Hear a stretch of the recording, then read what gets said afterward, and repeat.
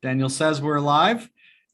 So glad to have everybody here. This is going to be such an interesting discussion, especially with our outstanding panelists.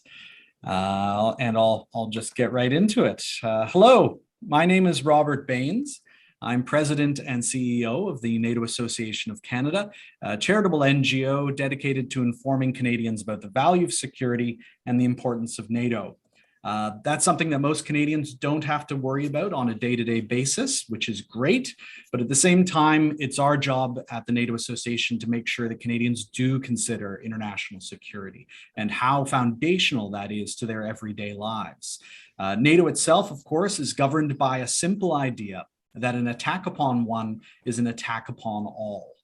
That is the foundation of maintaining peace through strength. The one big lesson that we learned from the death and destruction of the Second World War. Obviously, that is something that we're dealing with currently in the global situations that we find ourselves in. And we hope that Canadians will better understand why Canada is part of this rules-based international order and why multilateralism is so important. The collective defense of NATO draws itself from the idea of unity. And the correlation, of course, is that division is its main weakness. That is why we are so concerned about what's going on in Ukraine right now as a major source of possible division. It's no accident that Mr. Putin is putting this before the NATO alliance. But today we're going to be talking about Afghanistan, which also clearly has a significant connection to NATO itself. The Afghan mission of such long duration that NATO participated in as part of a UN mandate. It started with September the 11th, the one time that Article 5, NATO's actual article that says an attack upon one is an attack upon all, and commits its members to responding in any way that they can in a coordinated fashion. That led to Canada's involvement in Afghanistan and so many more NATO partners as well. Today, we're going to talk about the aftermath of that mission and what Afghanistan is like today, now that NATO has pulled out, and more importantly, the United States of America. And to do that, we've got an outstanding panel to join us today. And I'm pleased to introduce our moderator, who is a longtime director of the NATO Association, Hans Bethija. Hans has been part of the NATO Association as long as I have been, and probably quite a bit longer. He's also been a very important member and former director of the Royal Canadian Military Institute in Toronto, as well as a very participatory member of the Canadian Forces College, also in Toronto. Hans is very, very well acquainted with the area.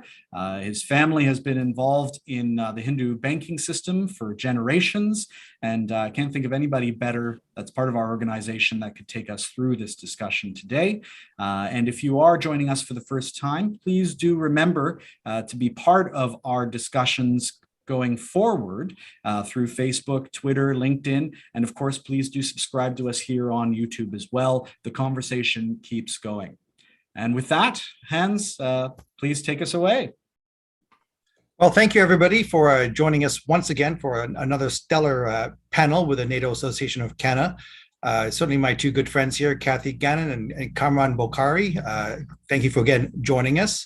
Indeed, it's a very cold day, and here in Toronto, where I think it's down to like -20 or somewhere around in that region. Certainly quite balmy compared to Yellowknife, where it's been -45 and -50. So Kathy is joining us from warm and cozy Kabul, I believe. And Kamran, you are in Washington right now, I believe, correct? Anyways, we are looking forward to this great panel. I want to start off by first, but let me just see what the news looks like on Afghanistan if I use a Google search. And since we last left off, where are we at today? We've got Afghanistan drone strike that killed 10 civilians. U.S. releases that video. We've got should the Sikhs stay or go in Afghanistan? And then Kathy and I touched upon that briefly about the Hindu-Sikh dilemma in Afghanistan. Is there truly an issue or not? Christian persecution.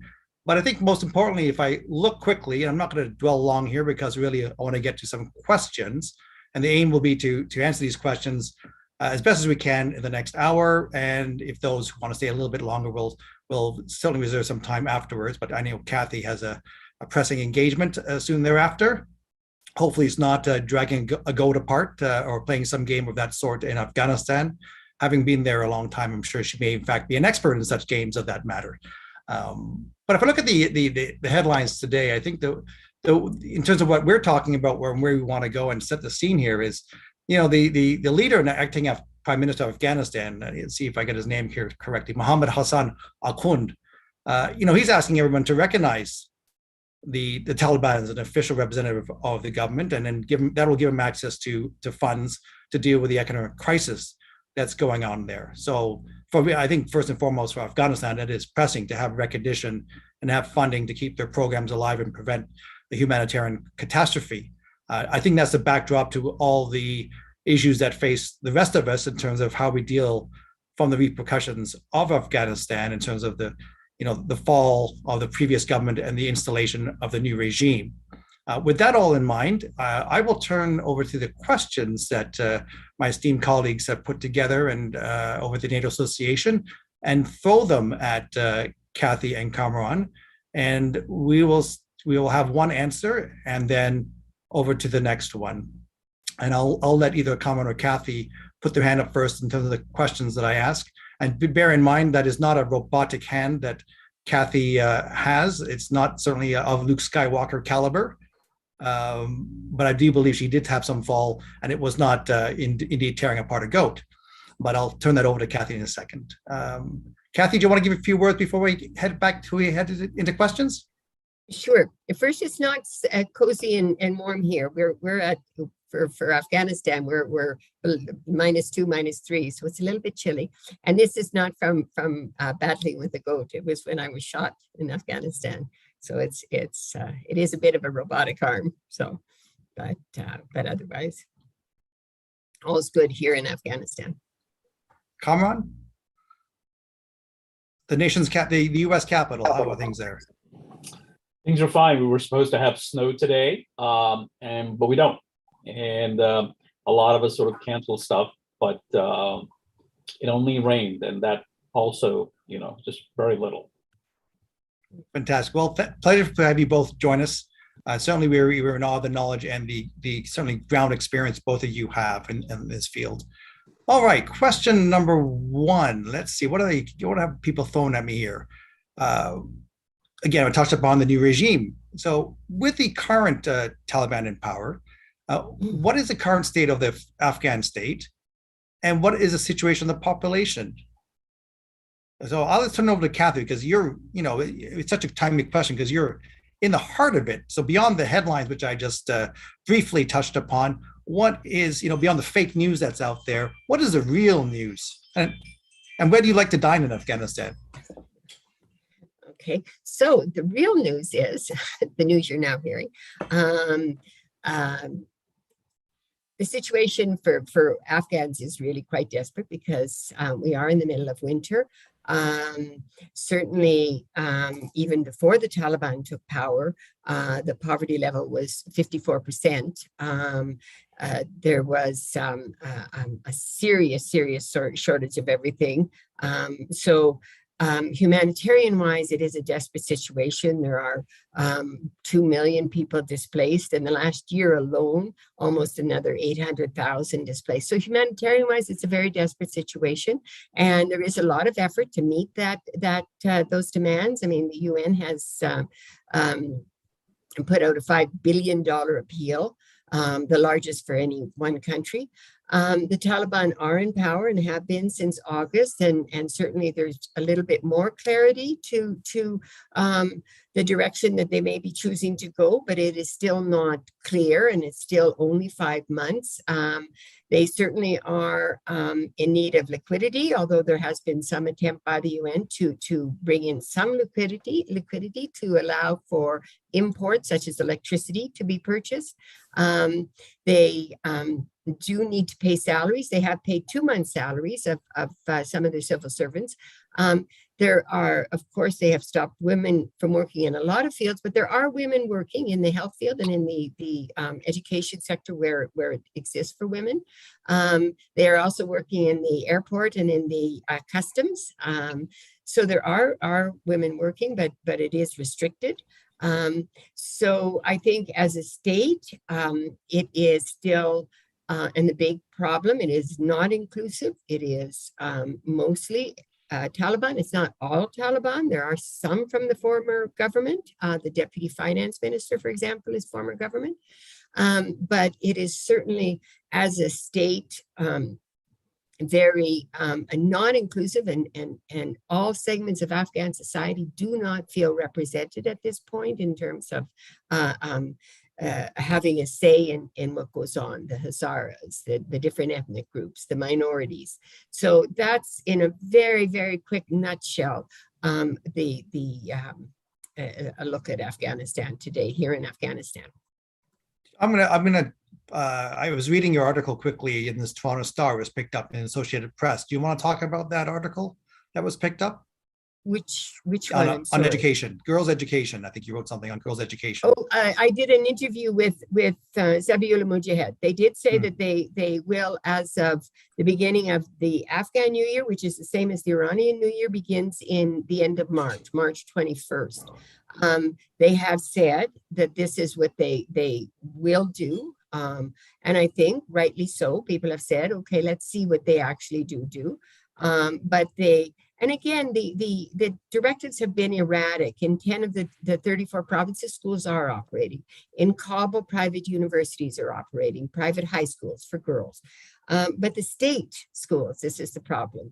And countrywide directives is the problem. They say at the beginning of their new year, they want to begin classes for grade 7 through to 12, the high school, and the universities should be opening. They have a big problem with girls' dorms because the villages and the rural areas must come to the cities to attend colleges and universities.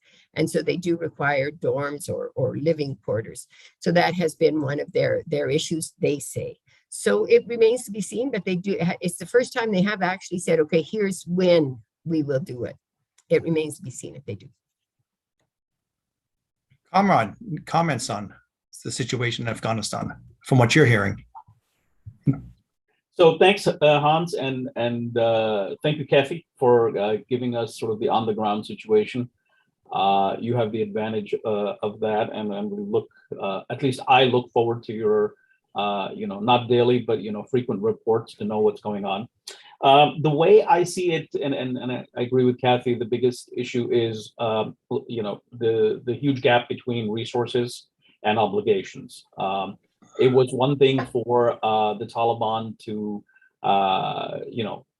fuel an insurgency, but it's now, they're no longer an insurgent group, they're the government, and they now have to take care of a far bigger enterprise than just tens of thousands of fighters and their families and kith and kin. This is pretty much the entire country. And so that's where we are. And I think that there are efforts by the Taliban to leverage the humanitarian assistance. Not to say that there isn't a humanitarian situation. There is. But as any political actor, they want to be able to make use of that in order to gain recognition for their regime. So I think that that's something that we can't, if you will, ignore. And I, for one, am of the opinion that we need to be able to separate recognition and the need to prevent the humanitarian crisis that is unfolding as we speak. And I think it can be done. And we shouldn't conflate the two. Certainly the Taliban wants to say, look, if you don't recognize us, then we can't help these people. But I think that it still can be done, and it, as we go along in the conversation, we can get into the details. But I think that that's where the situation is right now. The international community is taking it one day at a time, very slowly. Actually, this leads into the second question. Actually, given that the bond agreement, which was, I think, almost December 5th, 2001 is when it was signed. And so that's more than 20 years ago. From 20 years ago till now, in terms of, if they're seeking international recognition, through that whole period of time, what has been learned by the Taliban? What lessons have they learned that would convince the international community to support their efforts. Is that something that is feasible? Is something that is wanted? What are your thoughts? And so, if we can hype on, key on what are the key differences, for example, between then and now? Kamran, we'll start with you. Well, I think that, ideological and behavioral transformation, something I studied when I was doing my PhD, and the Afghan Taliban was one of two of my case studies. The logic of that is that it's a very long-term and non-linear process. So what have they learned? If you just look at what they've been up to for the past 20 years, the bulk of the 20 years, it's basically fighting an insurgency, waging an insurgency. And they have now been thrust into governance. I would even argue more sooner than they themselves expected.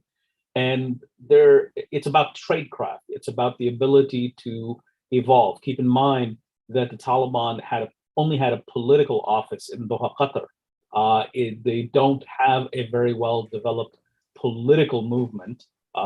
Nothing like what Sinn Féin was to the IRA. And therefore, for them to actually make that transition from an insurgent group into one that's a ruling party, and one that's trying to establish a single party state, and a state based on very radical visions of religion, it's going to be hard. In a piece that I wrote for the Wall Street Journal very early on after Kabul fell, I basically said, look, the Taliban are what we call here in Texas in a pickle. They have, on one hand, the imperative to be pragmatic because they need to do business with the outside world. And without that, they can't govern this state and much less consolidate power. On the other hand, they need to be able to maintain ideological commitment. And that the efforts to balance those two is what the conundrum that the Taliban face. And they can't go into either direction too hard, because if they move towards pragmatism, they risk losing people to other more radical elements. ISIS is waiting to cash in on this. And if they go into, if they try to placate too strongly and play to their gallery, then they risk not getting the recognition they want. And of course, the hard cash that they're looking for in order to be able to pursue their political objectives. Fascinating. Kathy, would you agree with that assessment? I certainly think Kamran makes some very, very good points, and certainly one thing I would like to say is, because you mentioned the Bonn Agreement, that in terms of one and the other, the Bonn Agreement did bring to power those who actually did bring Osama bin Laden to Afghanistan.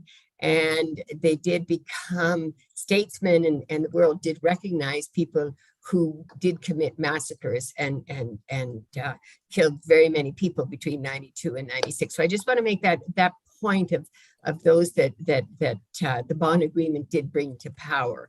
As far as the Taliban, and I think Kamran absolutely, in terms of them being in a pickle, is a very good way to put it, because I think that's very true. I think also it should be understood that the Taliban is not a monolith. It has on the leadership of the Taliban, there are very many different groups within that leadership, and that is, I think, in my mind, the big unknown going forward for how things, whether they can go toward a more pragmatic approach, how they reach that ability to govern as a unit. In the previous Taliban rule, they had Mullah Omar, who was a single voice that held everybody together.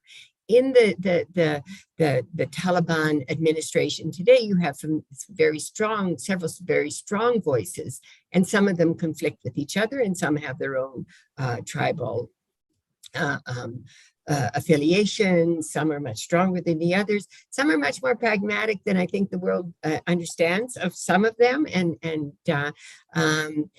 so I think that going forward in terms of how to rule this country, I think that they have some lessons that they've learned over the last 20 years. There are many people that are now in the leadership that when they were there 20 years ago, they didn't come to Kabul, from Kandahar. Now they've traveled the world, they've met with world leaders. One of the things that Zalmay Khalilzad, the negotiator with the Taliban for 2 years, was surprised, whether he should or shouldn't have been is another question, of how much information they managed to get together and how well they were negotiating, and much more in control of what they wanted and how they wanted to go about doing it. So I think there's a lot of big unknowns, and I think they definitely do have a conundrum going forward on how to rule Afghanistan, what kind of a state it will be, how to find some working arrangements among all parties within or groups within the Taliban, and how to be pragmatic and speak to their base while finding a way to interact with the world in a way that it can interact with them. And I'm not sure why the world can't, frankly, when 2 years they were negotiating with them. But that's another question, I suppose. That's a good question. Anyhow, before we move forward, now that you gave a proper introduction, nor did I, in fact, of who you both are, I thought you guys at least speak a bit about where you come from. But anyways, I will do the introductions. Just so everyone's aware, Kathy Gannon is serves as news director for the Associated Press for Pakistan and Afghanistan, which I alluded to earlier. She does publish on the Associated Press, picked up in our own Toronto Star just the other day. And she's been in the region, I think since 1988. Again, I alluded to a long history there. Yeah, so a Toronto native? Timmins native. Toronto, I think not. Timmins. You know, it's the question, the doubt at the end. I knew you were somewhere outside. Of course, the University of Toronto, as we know. Yeah, no, Timmins, where I have to tell you, is minus 37 today. So. Oh yeah, but Toronto, it's might as well be Miami for Timmins folks. Exactly. And then of course, Dr. Bokhari, Director of Analytical Development for the Newlines Institute for Strategy and Policy in Washington, and also I believe you were with Stratfor at one point in time in your career, and also National Security and Foreign Policy Specialist with the University of Ottawa's Professional Development Institute. Correct, Kamran? Did I get that right? Yes, and a Torontonian by way of New Delhi and Islamabad and New York and places I've forgotten. Indeed, many places, and through the U.S. as well. I believe you've been stationed here and there. So anyways, on to our next question, and it brings to mind, again, the maturity of the current Taliban regime and their ability to get their arms around Afghanistan and convince the world community that they're indeed of relevance and they can indeed stabilize their own country.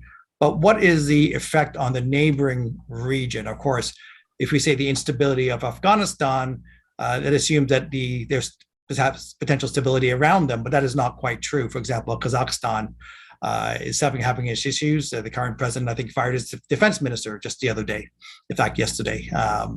So what would the spillover effect be on the region? And what do we think the future of that security in Central Asia is? We know that, Kamran and I, we've talked about that little sliver of Chinese territory that exists at one corner. You've got Uzbekistan, has certain issues going on there. Kazakhstan certainly is not a small country. A lot of people don't realize how big Kazakhstan really is, and then developments in Iran. So based on that backdrop, where do we see the stability of the region going?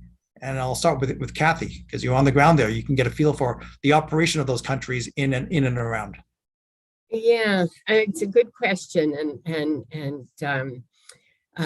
a lot of unknowns. I mean, Kazakhstan, a few years, three years ago, maybe, Russia had already moved some more heavy equipment into Kazakhstan, fearful of the Islamic State growth in northern Afghanistan.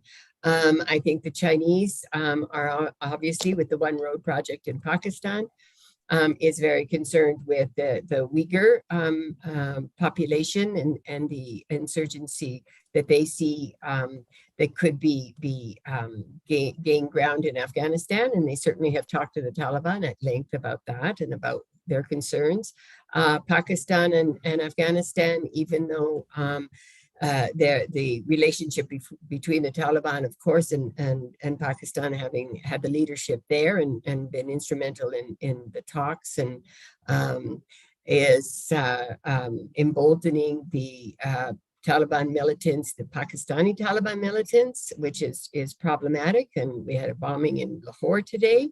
There's been shootings in Islamabad in the last few days. There was the one in Lahore was the Baluch Liberation Army took responsibility for it. But so I think the region itself is a very, it's like a powder keg. Iran and the foreign minister Mutaki was in Iran the last few days.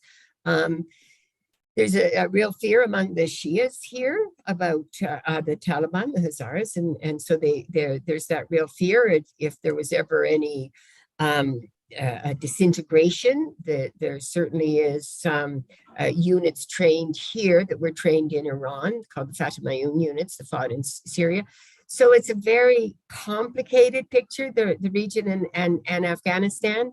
I think that the best bet is on trying to figure out how to, if there's any way to bring some stability to this region and this Afghanistan, because I think the more you talk to people here and the more you're trying to understand the situation, the question always arises is what happens if they're gone? What steps in? Is there something to step in if everything collapses? Where does Afghanistan go?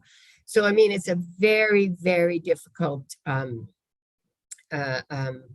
question and a complicated situation. And the region, the entire region has all kinds of flashpoints that could be very dangerous for the region and potentially dangerous for the larger world. That's my thought. Kamran?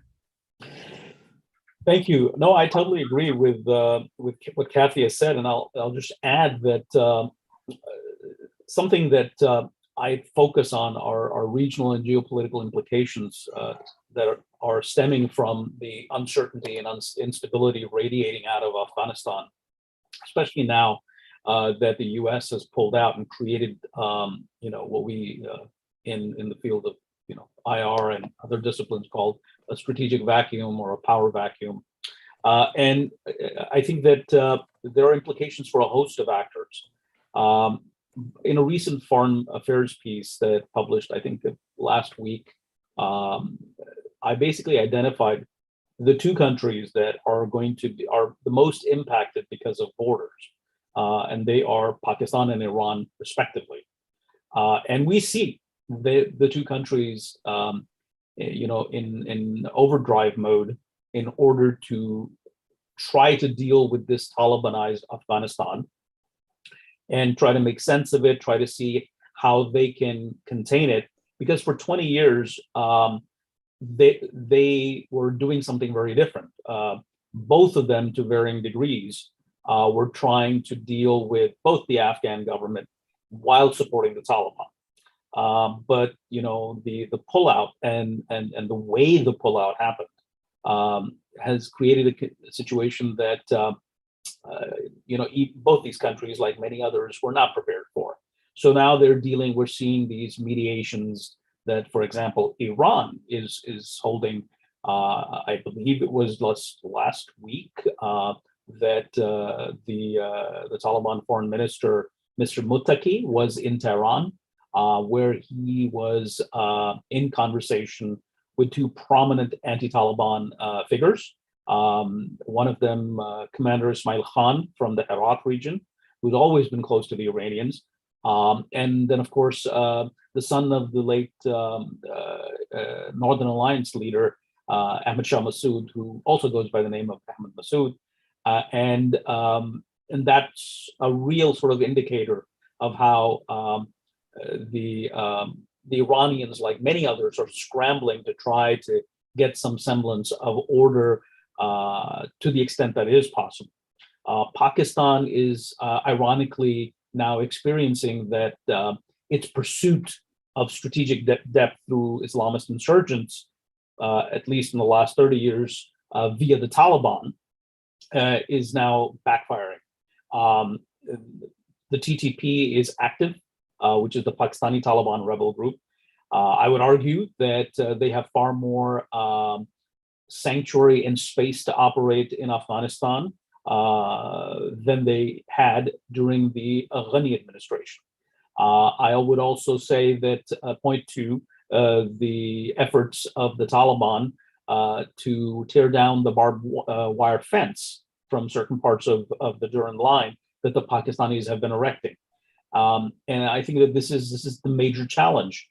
So in an effort to seek strategic depth, which is normal for countries, every country does that. But in the case of Pakistan, I think that there's been a strategic miscalculation, is that they relied on actors that actually challenged the Pakistani national narrative. So now Pakistan's Islamic Republic is far more vulnerable to the ravages of whatever is happening under the Islamic Emirate in Afghanistan than, say, Iran. And there are, geopolitical factors that explain that, and I won't get into them. So those are the two states that I think that are most affected. There will also be the ones that are now forced to try and shape whatever happens in Afghanistan. It's too early to tell, but there will be the principal influencers or outside powers, because we've gone through a sequence of 40 years of great power involvement in Afghanistan, the Soviet Union, and then there was an interregnum of a decade during which there was civil war, and then the last 20 years of U.S. involvement and NATO involvement. I think that now these two countries are the ones with the most input, but you also see Central Asian states, particularly Uzbekistan, which doesn't have a very long border, actually the smallest of the three Central Asian states, the others being Turkmenistan and Tajikistan. But we see them providing assistance. I believe it was like a few weeks ago that there was a deal that was struck between the Taliban administration and the Uzbek government for the continued supply of electricity, at least through the year 2022. At least that's what the report said. But it's a clear indication that they're trying to say, okay, if we work with this administration, then that will ensure that there's no spillover of instability and the uncertainty that is in Afghanistan. The Chinese, for the longest time, were building BRI all around Afghanistan, whether it's in Central Asia or whether it's CPEC in Pakistan, because the Americans were underwriting security, NATO was underwriting security. They didn't have to worry about it. And now they're seeing that that project is now at the mercy of uncertainty, because they don't know what is going to happen. There are all sorts of moving parts to the Talibanized Afghanistan, and the Chinese are trying to secure their investments at a time when their biggest ally in the region, Pakistan, is going through a very difficult economic situation, perhaps the worst in its entire history. So they have their work cut out for them, but they don't have the kind of direct influence that, let's say, even the Russians have. The Russians had far more influence because of historical reasons. For one, Russia used to be the Soviet Union and had its own long border with Afghanistan, because these countries, the Central Asian states, have only been independent for 30 years. And even after the fall of the Soviet Union, the Russian government and its intelligence services maintained, contacts and with the Taliban, with other factions, and again, trying to manage from a distance. I'll end my comment with one thought, which is that until this recent unrest, the unprecedented unrest that broke out in Kazakhstan, I was looking at sort of this region of Central Asia as geographically on the northern end, Kazakhstan represented sort of a model of development for the region. And Afghanistan was the exact opposite. And Kazakhstan's imperative was, how can we insulate, Central Asia, because Kazakhstan doesn't have a direct border with Afghanistan, but it has borders with Turkmenistan and Uzbekistan that are vulnerable to anything that's happening in Afghanistan. So the question now is that, and I bet this is on the minds of the Kazakh leadership, is that this unrest that happened, that they experienced, the violence in just after New Year's, and it ended only a few days ago. If they don't move beyond it, then there is this dynamic on the southern tip of the region, and then they have their own problems internally to deal with. So I think that they're probably feeling a bit more vulnerable than they were until New Year's Eve. Thanks, Kamran. I'm going to take a moderator prerogative, given that I am also a child of partition. My father, from Shikarpur, Sindh, was a refugee to India, to the Republic of India, or I guess at the time the Dominion of India, in 1947, where his father, realizing while they were on vacation in Karachi from Shikarpur, that life was not going to work out too well for the Hindus in Sindh province of Pakistan. So he bribed his way onto a steamship and basically sailed to Mumbai, which is part of the Bombay Presidency of the time, and never looked back, and then made his way to London and to Canada, which I am now here. So given, and then we also, my family, just so people are aware, we are Hindus without caste, but we also follow Guru Nanak. So we're what we call Nanakpatis. We follow Guru Nanak, and we don't follow any other saint. So given that Kathy and I were touching upon this subject just a moment ago, and just a brief comments, because one of the headlines is, I'll just read it here, Afghanistan's last, this is in Al Jazeera, by the way, just published, Afghanistan's last Sikhs in a dilemma, to stay or leave, and there's about 146 remaining in Jalalabad and also in Kabul, and there are a few Hindus around too. And this is for Kathy, you were touching upon this recently, in terms of Modi, the Sikhs, the Hindus who've been offered refuge in India, but not Muslims. What are your thoughts on the state of Sikhs and Hindus in Afghanistan? Yeah. The religion is such a difficult topic. I think what really struck me during the Taliban's last rule was the Sikh and Hindu temple that in Kabul. They were very strict on not having music and not having instrumentation, but there they never interfered. They allowed them with the harmonium. They had the 72 hours of reading their book and continuum. So, but there is fear. There's a tremendous amount of fear. The money changers, the Hindu money changers, and the real outflow of that group of people was in the 1990s, 92 to 96, when Ahmad Shah Massoud and these people that were put back in post 2001 were in power, and the fighting was so heavy and so intense. And it was right in that area where there are 5 or 6 very old Hindu temples that were destroyed during that 92 to 96 when Ahmad Shah Massoud and those people were in power, and Hekmatyar and that. And so there was a great outflowing. So Afghanistan's history, and unfortunately for Hindus and Sikhs, and there are no Christians here. There's no history of Christianity as a group here, but the history of the Hindus and Sikhs is hundreds of years old, and it's the same in parts of Baluchistan, where you have some of the Sikhs down there, but there is uncertainty. There's no question, and as opposed to any direct threats that you can point to and say they're going to do this or they're going to do that, which there hasn't been evidence of, that there is any kind of a threat or danger to them. But people are afraid and uncertain. They don't know what the future is going to be. They don't know.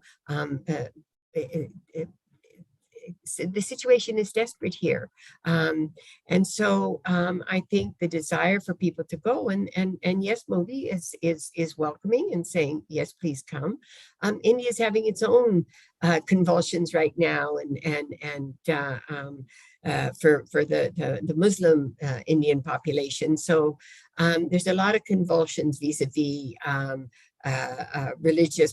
minority religious populations in every country in this region, Christians and even Shias.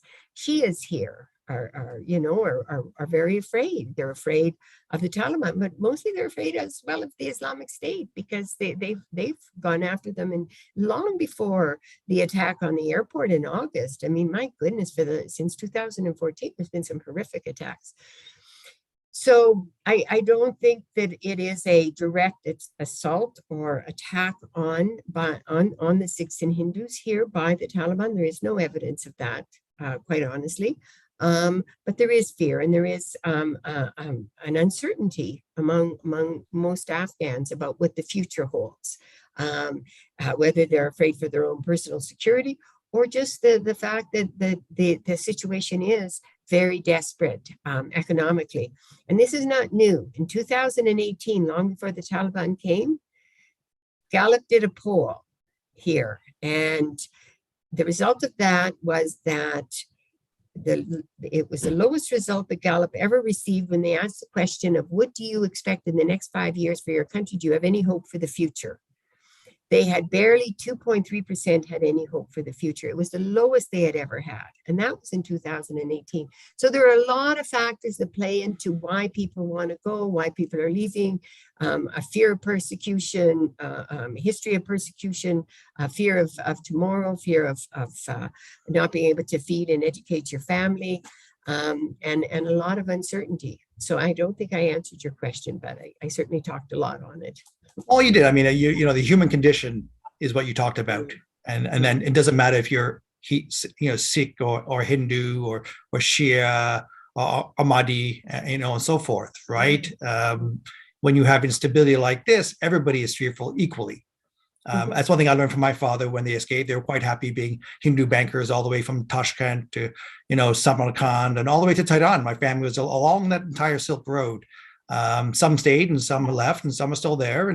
But we've seen uncertainty over thousands of years in that region. This is nothing new in the annals of the region. And for every group, absolutely, and for every group, every single group. I mean, this is the thing: is that there isn't one group that hasn't been the victim of some assault, and so you're absolutely right. I mean, there's. But I have to say, they're only as good as their actions. It's absolutely true. But that is why there is that desperate need for this administration to be more inclusive and to bring in all the minorities, and to bring in the ethnic minorities, the religious minorities, into an administration where they actually feel like they're part of the administration, that they have a power within the administration. And that's the only way that people are going to feel comfortable and secure with their future, I think, here in Afghanistan. I'm going to ask, we're going to turn over to questions on YouTube in a second, but I'm going to ask Kamran a follow-up to that. And if you can make it quick, Kamran, before we go to YouTube, which is, given the instability of the Sikh and Hindu population and the current issues that are faced with in India and challenges, and with the pullout of Indian troops out of Afghanistan, or has been a pullout? I assume there's been a pullout. What are your thoughts on the Indian strategic imperatives in regards to vis-a-vis Afghanistan?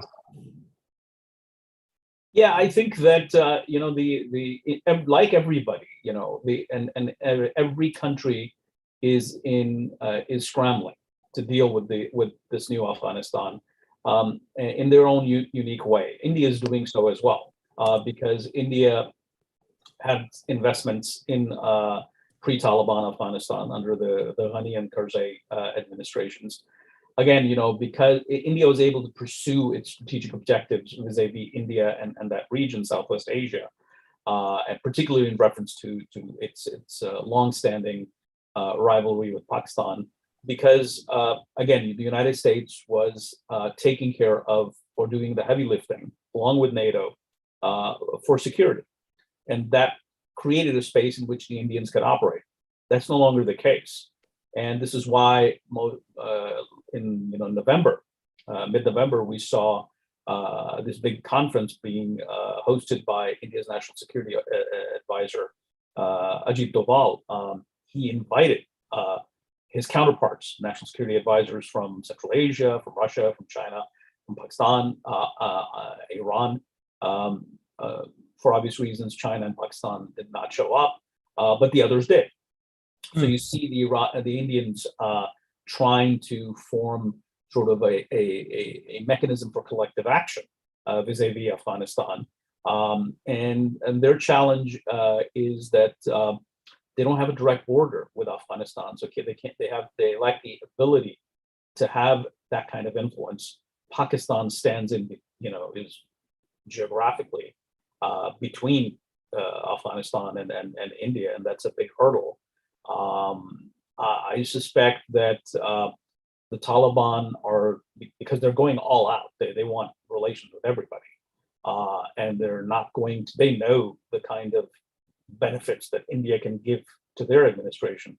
The problem is that the Indians don't trust them, and the Indians are trying to see that, hey, how much are you still beholden to Pakistan? And if we help you, are we helping Pakistan? And so if somehow there's some confidence building measure somewhere, down the road, I'm not saying it's going to happen anytime soon. I'm not expecting it to happen.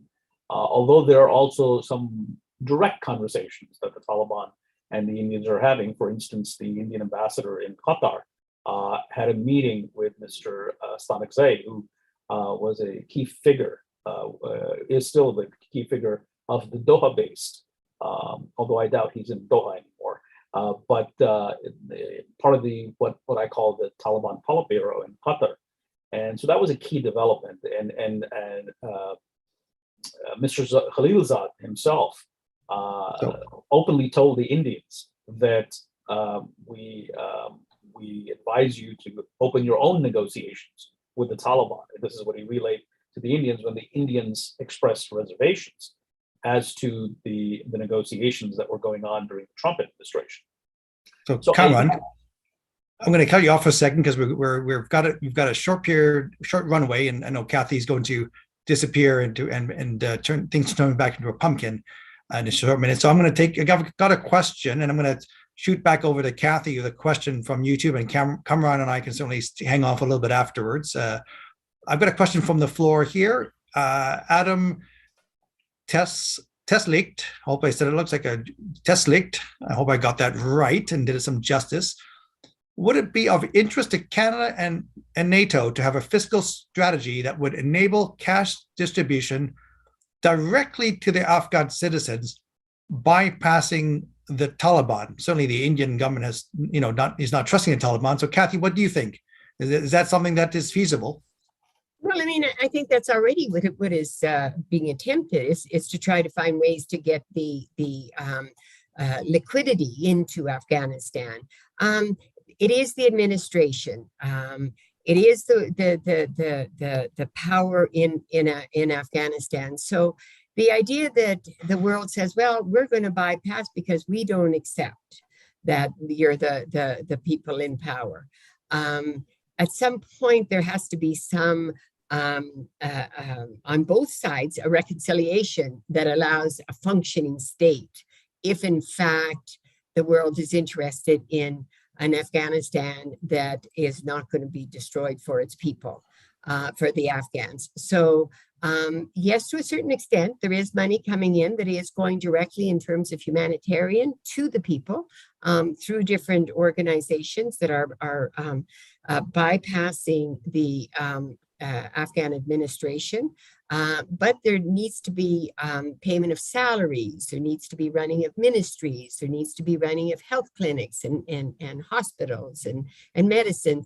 That's a state. I mean, Afghanistan is a country. It's not something that people can just sort of throw out and say, well, what do you think we don't do this? And, you know, like it's not like Canada, or it's not like America, or it's not like it's a country. And so these are the people now. Now the thing is to try to instead, I think, figure out what kind of reconciliation is possible. If it's not possible, what is the alternative? Something that is thoughtful in terms of, as a state, how does Afghanistan function, and how does the world function with Afghanistan as a state? And if it's not possible, then the world has to say, okay, what is the alternative, and what is the response to that? But I think it has to be a much more thoughtful approach to Afghanistan.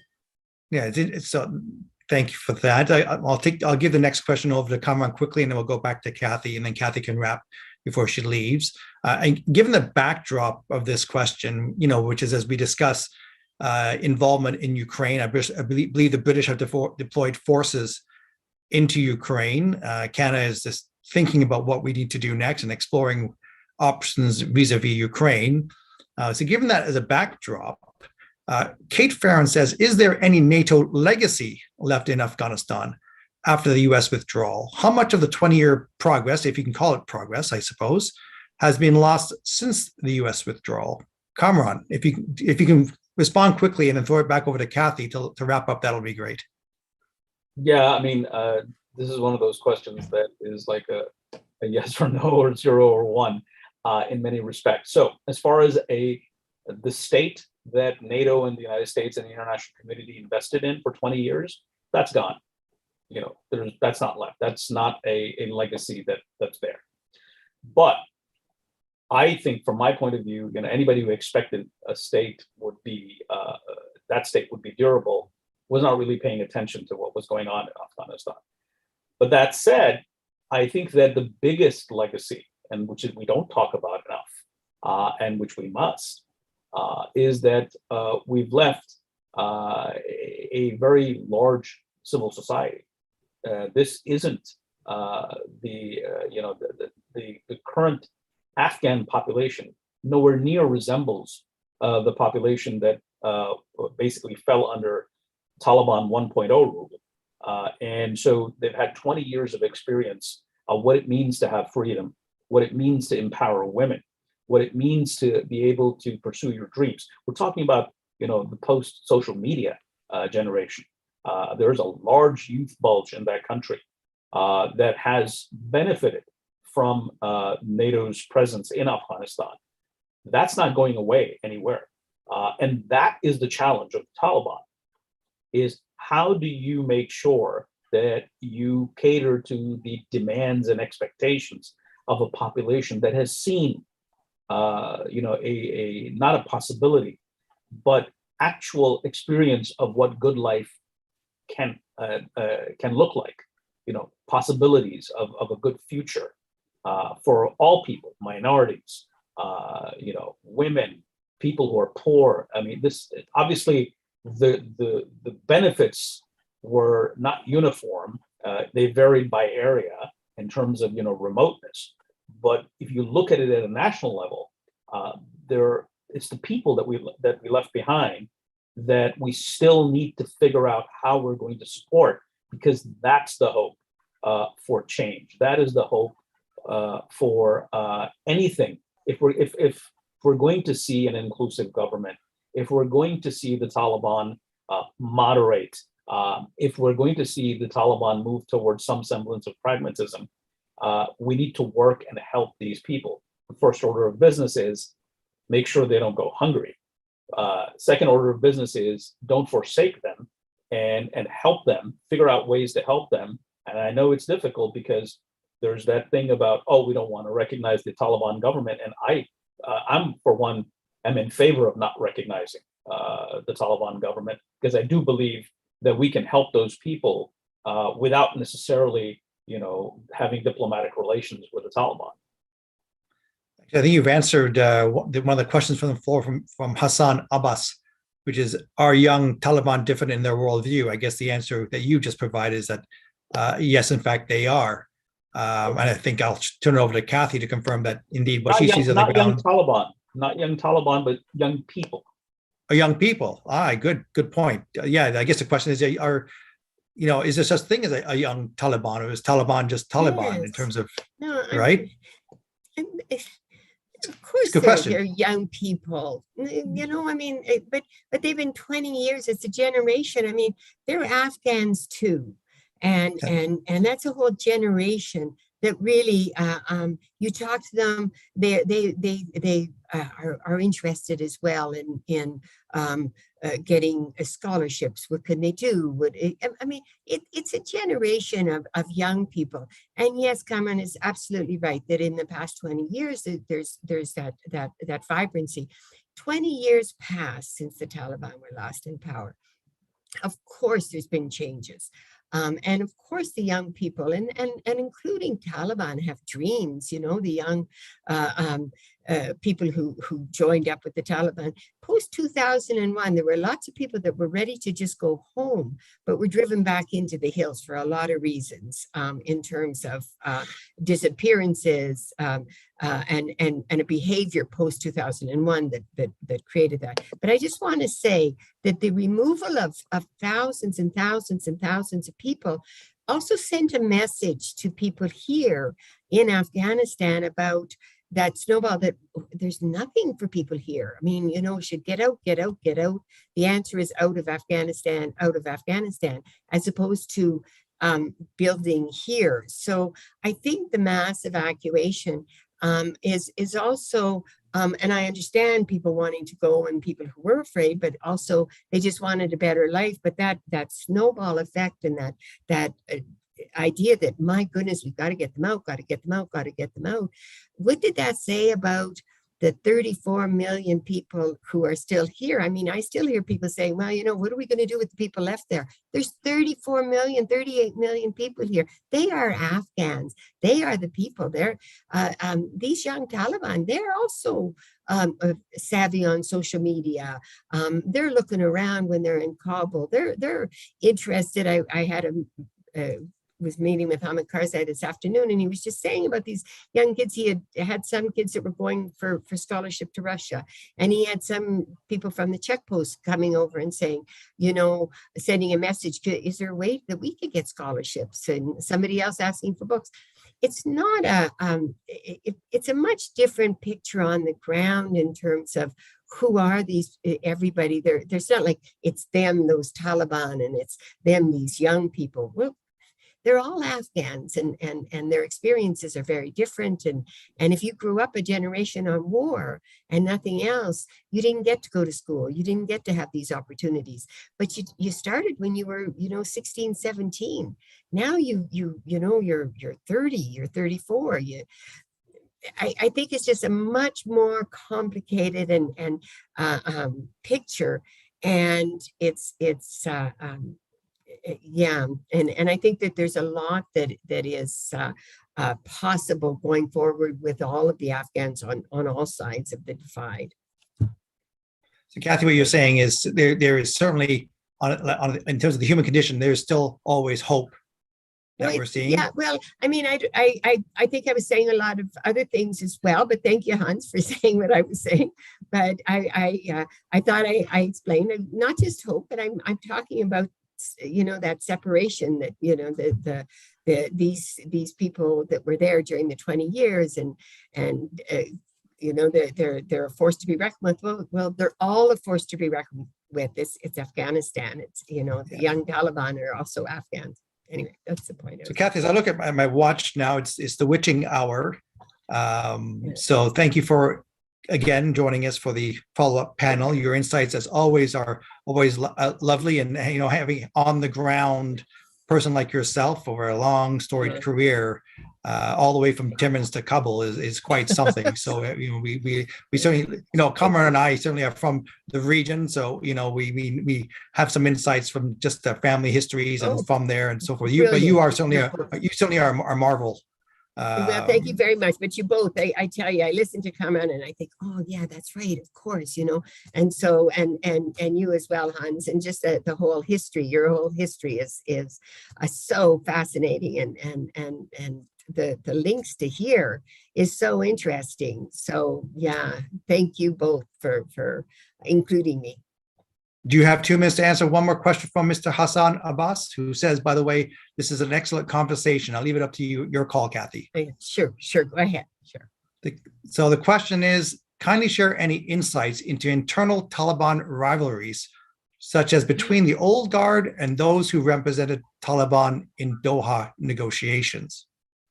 Well, the old guard did represent the Taliban in Doha negotiations. Mullah Brother, but when the Taliban were last in power, Mullah Brother rarely came out of Kandahar, and he led the negotiations, and he actually sort of rose to that occasion. And Mullah Brother has a history, of course, as you know, being arrested by the Pakistanis in 2010 with the assistance of the CIA and led by the CIA, I might add, to arrest Mullah Brother in Pakistan because he had broached peace talks with Hamid Karzai that the Americans were not ready, nor were the Pakistanis ready for any peace negotiations that did not include them on the Pakistani sides, and the Americans were not ready for it.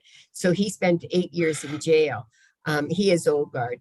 I think, though, that I'd like to say to terms of it's not the old guard and the new guard. There is the pragmatic, and there are divisions, and there are different.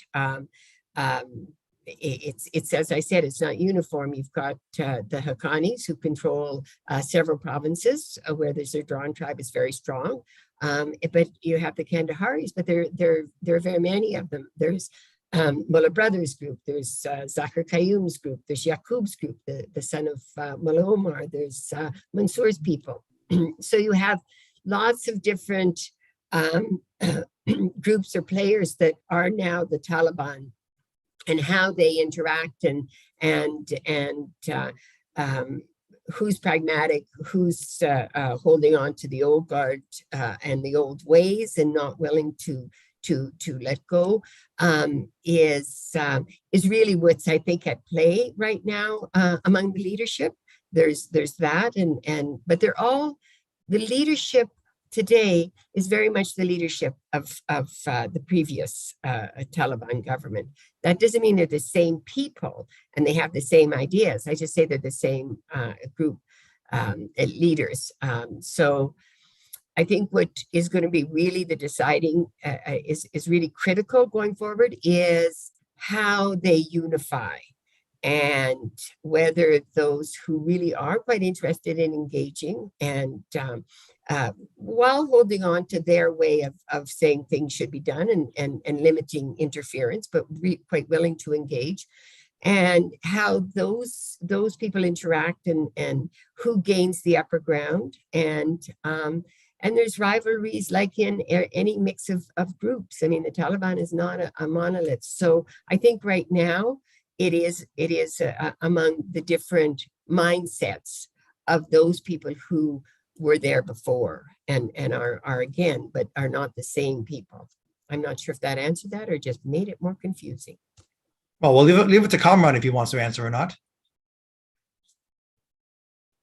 I think that I totally agree with Kathy. There's no monolith, and it's all sorts of different Taliban. She highlighted the various groups based on personalities, people who look up to certain figures, Baradar, Zakir, Haqqanis, people who are from the family of Mullah Omar. But there's also those who are sort of latecomers to the movement, people who are not even Pashtun, and they joined in. The Taliban didn't rely on a Pashtun force to take over all of the country. If you notice that the first thing that they did was to collapse the strategic rear of Kabul by taking over the northern areas. If you look at the takeover of provincial capitals and districts, the first ones to fall, well before Kabul, were in the north. And, Mullah Fasiuddin is a Tajik. And so there are these newcomers who joined, at various points in time in the insurgency. And so they're also separate. They come from different areas. They have different reasons for joining the Taliban. There are those who are Taliban because that's where the wind was blowing and the US was leaving. And not only was it safe to join the Taliban for them, it was not just a matter of personal physical security for their loved ones, but also for opportunity. If the Taliban are going to come into power, then if I want my job, or if I want to make money, or if I want to be able to be prosperous along with my clan, then it seemed like a good idea for a lot of these people. They're Taliban as well now. And so they're part of the equation. The Taliban will have to factor in all these different fault lines within their movement. And this is why I think that they're really limiting the idea of an inclusive government to a select few within the cabinet, within the interim cabinet, because they have these internal issues to sort out. They can't go and bring in people like people who were part of the former government and their traditional rivals, because they're dealing with internal rivalries. So I think that's going to go on for a while. Interesting. Well, I want to thank you again both for joining us. You're both very esteemed colleagues, and I'm honored to count you both as friends of mine. Given that where we are in the world, and I did touch upon the fact that we have other matters for NATO to address in Ukraine, which is probably far more occupying NATO HQ and shape at this point in time. Probably Afghanistan is an afterthought for those making decisions in the halls of power these days. And as unfortunate as that may be, because like you say, Kathy, and as well as Kamran has pointed out, there's a whole generation of folks that have been educated far differently than those of their elders, and they have different hopes and dreams. And we in the West are now preoccupied with an old battleground. And on that note, I will turn it over to my esteemed executive director, Mr. Robert Baines, to give us the final summation. Robert. Thanks so much, Hans. And Kathy, Kamran, how spectacular was that, jumping from all sorts of different topics. Kathy, you mentioned that there's going to be a lot of confusion, and that's appropriate for what's happening on the ground. Very appropriate. But I also enjoyed Kamran's attempt to steer, and Hans supporting him steer things towards hope, despite Kathy's, concerns on that front. Hope is a part of it, but can't be everything. Any thoughts on that, Kathy? Well, yeah, I mean, I agree. I think hope is a part of it, absolutely, and I think Afghans have a real desire for hope. There's no question, but I think there is a real humanitarian crisis going on. I think the uncertainty is really what is preoccupying Afghans, whether they're here or they're out of the country or have left. It's that uncertainty, and that uncertainty about what will be tomorrow. And it's a country that's been at war for over 40 years. That's generations. And it's not that they don't love their country and they don't have a desire for their country, because my God, Afghans do. And they do. They want to hope for the future, absolutely. And each successive government, they've always hoped. When the communist government fell, they hoped the Mujahideen were going to be something. When the Mujahideen left, they were happy. They were happy to see the Taliban come in 1996 and into the fighting. They thought, oh, this will be good, and maybe they'll bring the king. That didn't happen. It turned into a repressive. 2001, they thought, oh my God, the entire world is here. Really, Afghanistan's going to just blossom. And here it is, 2022, and they're running away. And I guess for Afghans, they want more for their country, and they do want to hope, for sure. I'm not for a moment suggesting that they don't want to hope. They do, they absolutely do. But boy, they really get stuck in the middle, poor Afghans. But Kamran, I thought your point on that the greatest hope is the human capital that the rules-based orders help to try to develop. The civil society aspect, that is, of course, what the NATO Association is always trying to promote in Canada. We can't forget how essential civil society is to peace and security around the globe, but perhaps especially in how it may affect Afghanistan moving forward.